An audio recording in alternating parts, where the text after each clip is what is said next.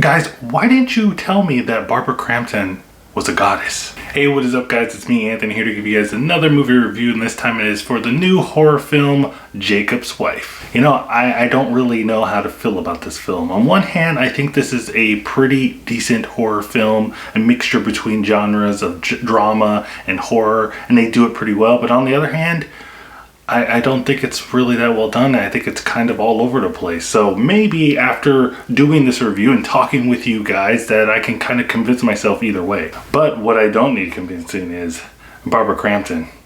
She could turn me into a vampire anytime. A woman named Anna, married to a small town minister, feels like her life has been shrinking over the past 30 years. Encountering the master brings her a new sense of power and appetite to live bolder. However, the change comes with a heavy body count. So like I said in the beginning of this review, I'm kind of all over the place. I don't really even know if I like it or hate this movie. But for sure, the best standout in this movie is Barbara Crampton. I already talked about her enough. You're probably tired already, but she is great in this film. Apparently, she's some kind of legendary scream queen I didn't even know about. I have to go back and watch a whole bunch of her movies because I'm in love now. But she does a really, really good job, and I love that she was really integral and a part of this movie. She's like a producer in this film, a lot of influence in this movie. She really championed to get this script written, and she's been trying to get this movie done for a long time. It really shows that she was really passionate about this project because she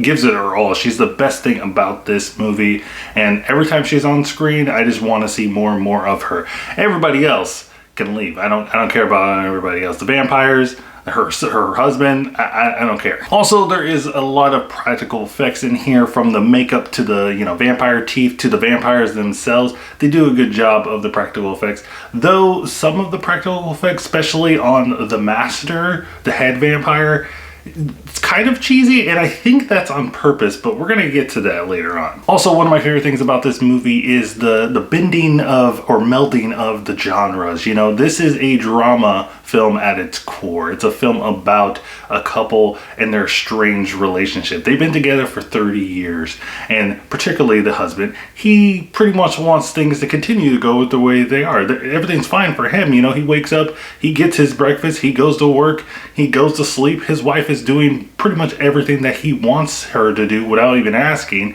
But on the wife side, we have her, she really wanted to go on adventures. She wanted to do something with her life. She doesn't want to do what her husband wants her to do. And I always like when horror films, or just any film in general, can successfully meld two genres together. But let's get to the stuff that I didn't really like about the film. And sadly, the stuff that I didn't really enjoy in the film is kind of majority of the film, and it just kept on bringing me back to reality. I was like, got me thinking, do I like this film or not? And that is the tonal shifts in this movie. There is quite a bit of them.